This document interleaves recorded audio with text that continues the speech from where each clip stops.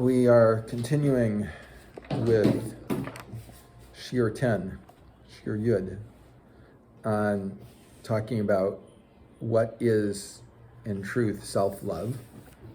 And to understand it, we have to go into what is love of another person before we can understand love of self. And last time we were talking about the unity of Klal Yisrael and of all humanity,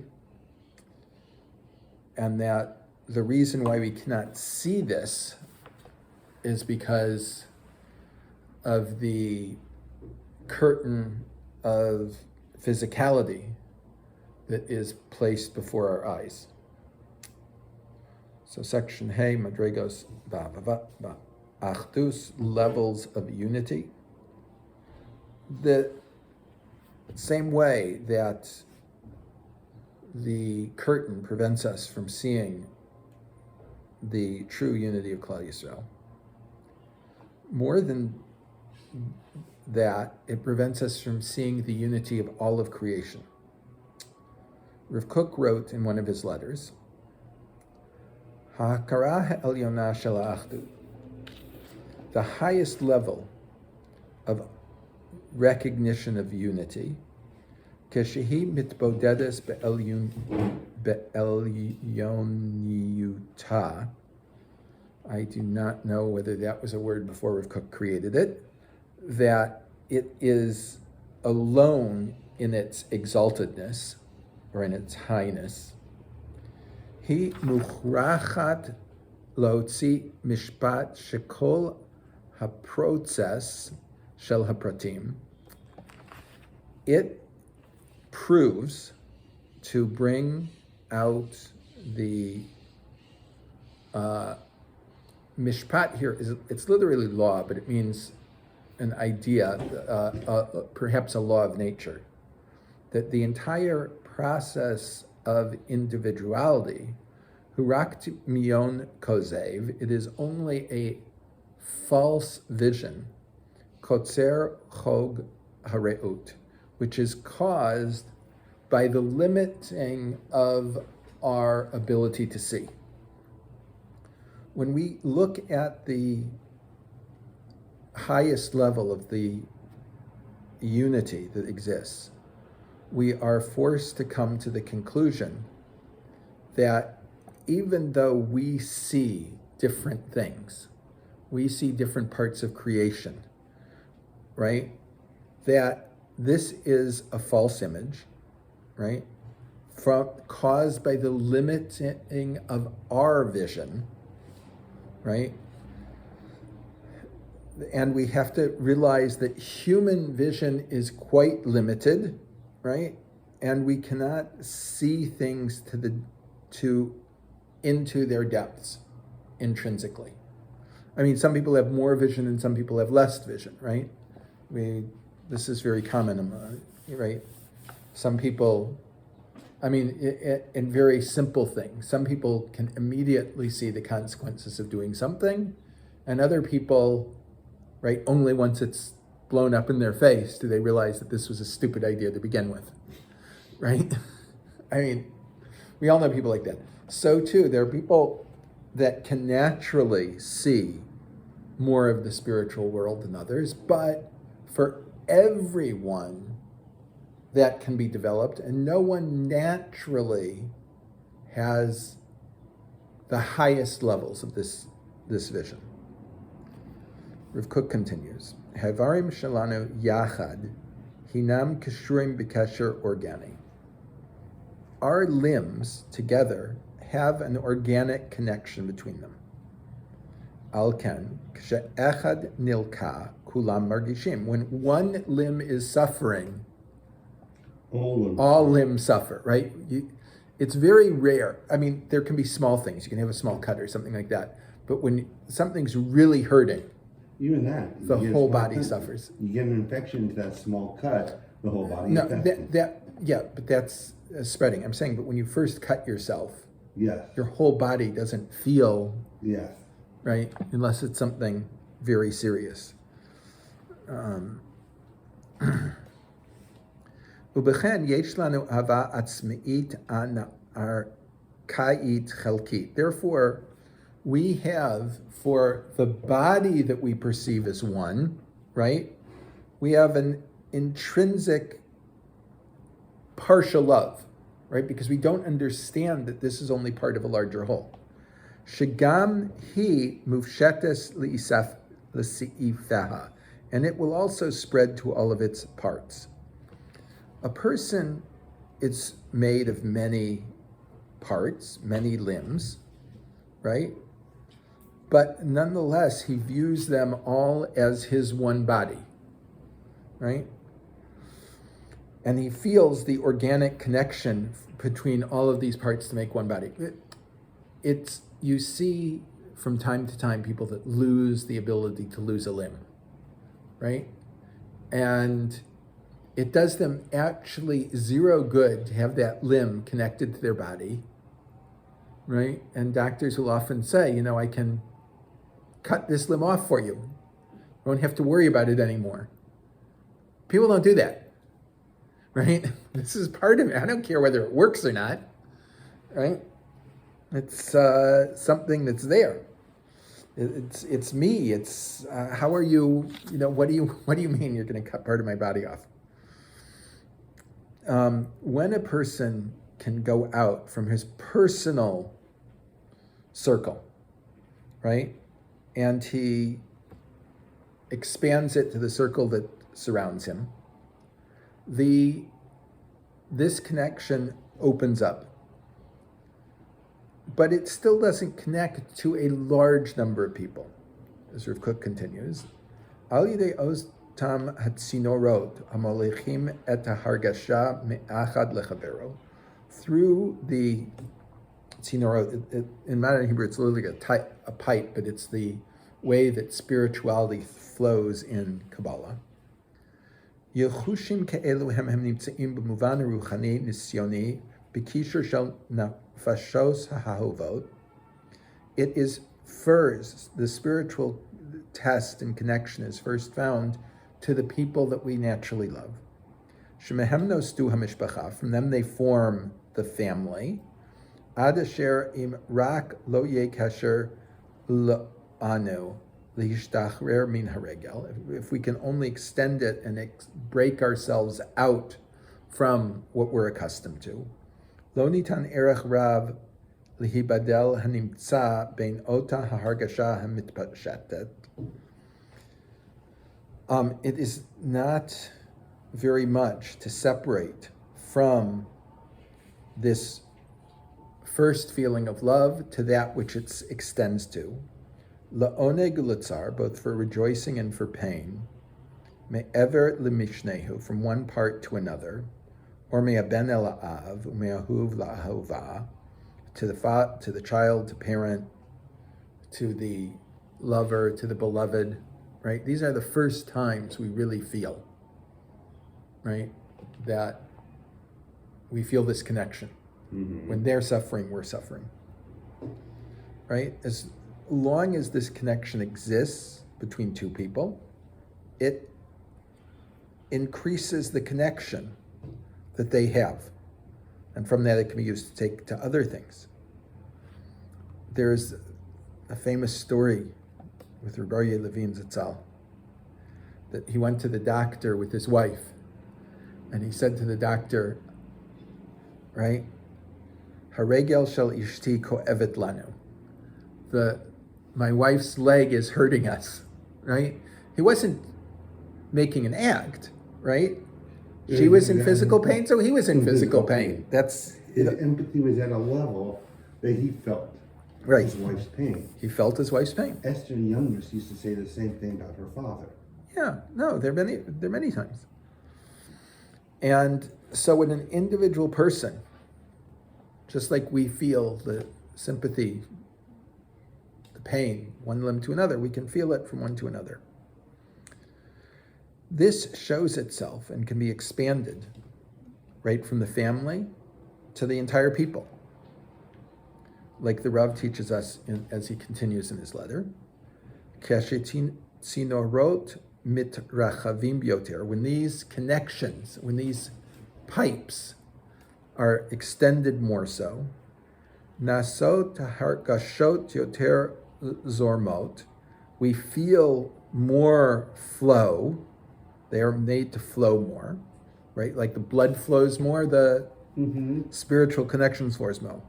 V'yoter muchashot ubolto. They are more felt and they are more bolate, means they stick out. Organ ha'ulumi hu b'milo v'shlemuta. When the nationhood is complete and whole. Meha-ereg gam hu b'dugma shel mishpacha. It is woven together in the same way as the family is, right? All normal people without mental illness or without serious family problems feel the love to everyone in their family, right? It's a natural thing, right? Some people feel it more, some people feel it less, but it's naturally there, right?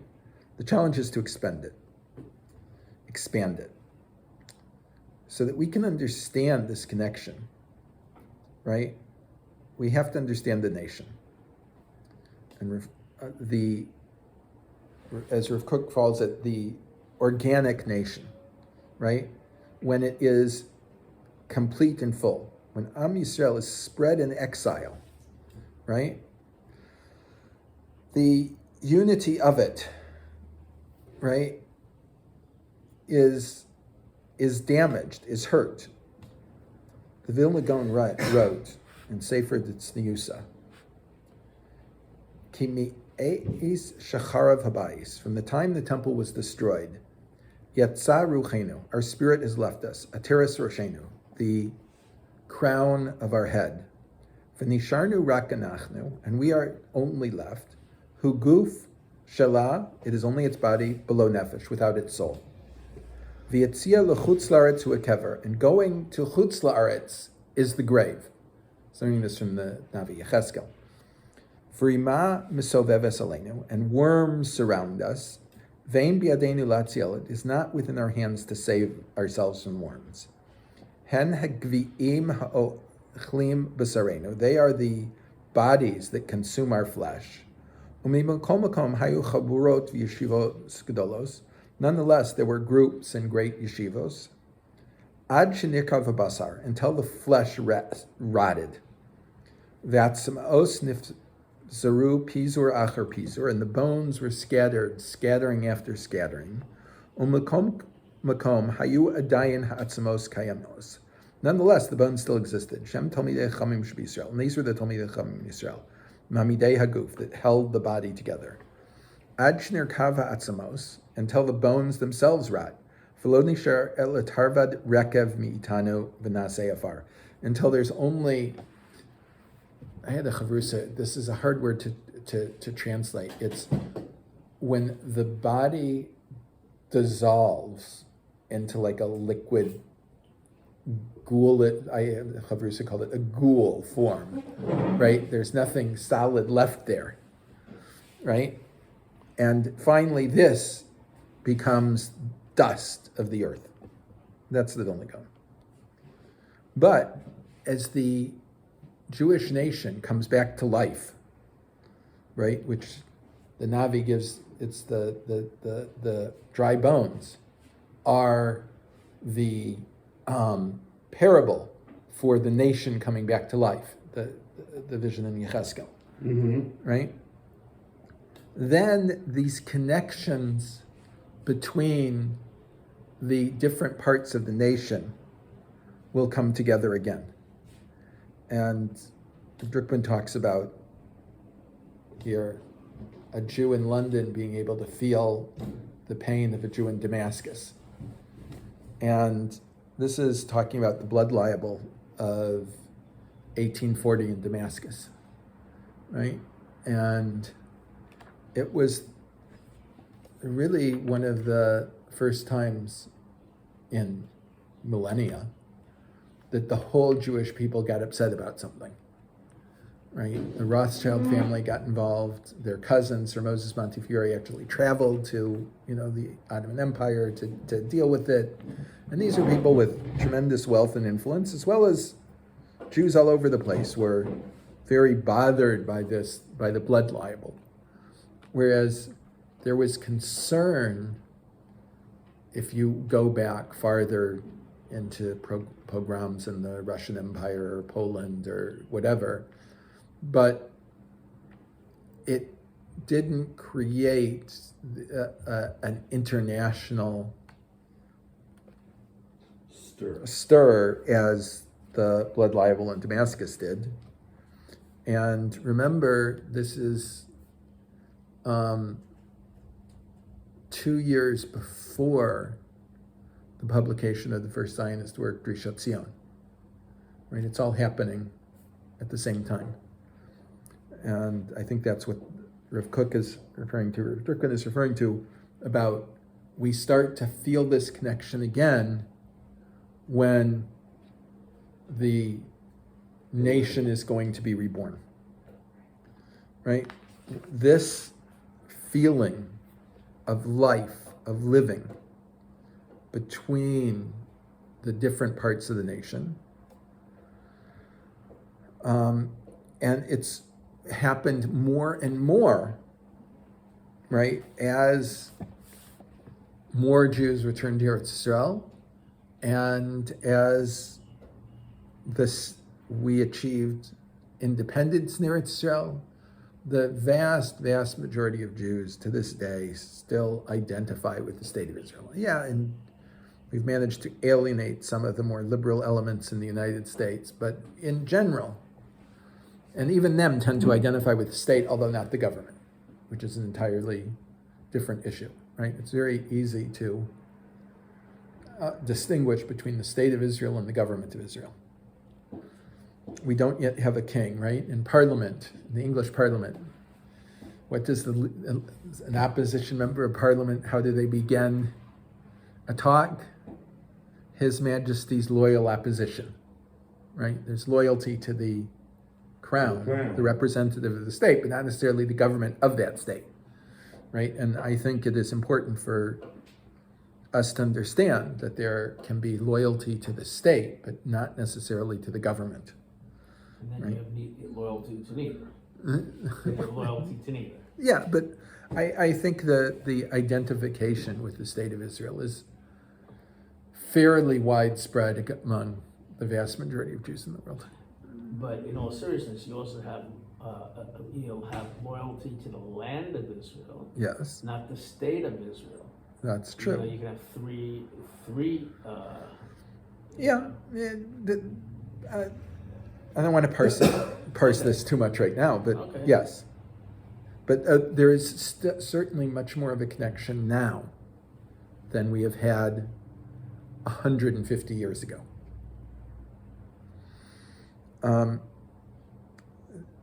Rav Kook continues to extend his circle, right? He starts with the body of a man, right?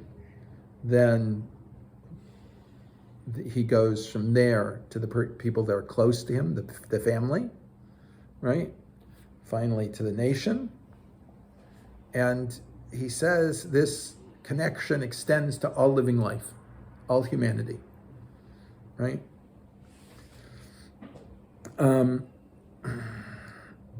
Rav Kook says, "Ha'hitpatchut tzricha rak larchiv et hatzinorot ve'achdut ha'individualit mitrechevet ad gevul ha'laom ela'om ela anoshout rak tzad." As we extend our connections, our pipes, our tzinorot, from the individual to the family to the nation, from the nation to all of mankind, he says, is only a step. So, when he says all humanity, Yeah. is it possible for a person to take themselves out of humanity?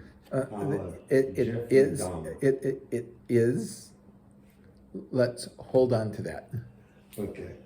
I think in the next couple lectures, we're actually going to get a little bit into it. Okay.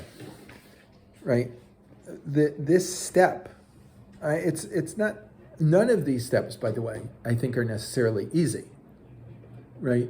They are something that requires reflection to come to. But they are steps that the first step any healthy human being comes to. The second step most human beings come to. I mean, you don't even have to talk about the Jewish people. You know, if you see armies from all over the world are willing to put themselves in danger To protect the homeland. to protect the homeland, right? This is a normal type of feeling that people feel.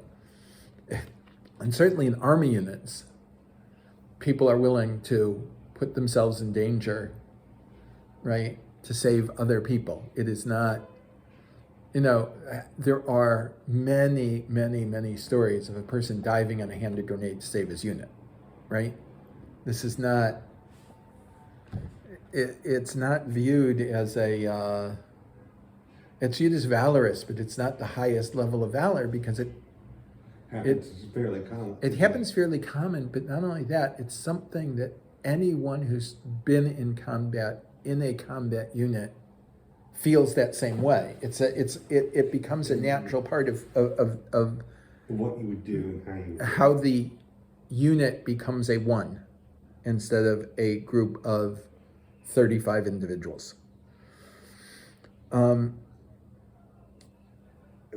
When we extend this, right, from the step, from our nation to all mankind, Rav Kook continues, "Me'anashut l'kol chai od zad," from all of mankind to all of living things, this is another step. Rav Kook does have an essay on vegetarianism, right, which is a very important work of his. And maybe when we finish this, you might go to that, but it'll be a long time before you finish this work. But the idea of when you make that connection to all living things, moving from there to vegetarianism is a relatively understandable step, right? And more than this, Rav Kook continues, Mehityanut b'milu'o shel kadur echad. And when we examine this in its completeness, our one sphere, ad kadei hityanut b'nimiyut v'ratzniut l'malei hametziut b'chol rachavo, until we look into the intense nature of all of creation. Eino ki im mahalech, this is only a process. Mahalech amnam rachok. This is a farther process. Avot tinatzeach eino tzarech lihipazon.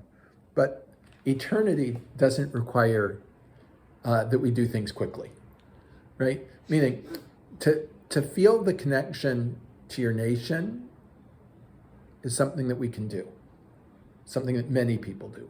To go from there to all of mankind is a harder step, right? From going to all of mankind to everything that is alive, right, is a harder step, and could go from there to all of creation, right? To understand that all of creation is a divine emanation, right? Rabbi Shir, one of the basic ideas in his Kabbalistic thought is that the world is found within God, but God is not found within the world, if that makes sense, right? Mm-hmm. We are all an emanation of the divine. Everything that is physical is an emanation of the divine, but God is not physical at all, right? You cannot confine God to the physical world. The Rambam makes an interesting idea that to say God is found in the physical world, he says, is apicorsis. Because to say God is physical is limiting on God. God is non-corporeal, which means he is not found in the physical world. Most people find this idea very, very bothersome. But the I idea... understand where the Rambam is coming from. Yeah. Makes sense. But it's difficult. It's difficult, and it makes a lot of things that certain people say actually into apikourses, including some children's songs, which we will not quote. But this idea that we now have has made us shown that love of self and love of everything, right, are the same thing. It's only when I've been able to look deeper into it. And I believe we have two, maybe three more shirim in to complete this one shir. It was a very long shir, obviously. I think it was probably divided up when it was originally given. And before we get to the end of what is truly self-love. Everyone should have a great day.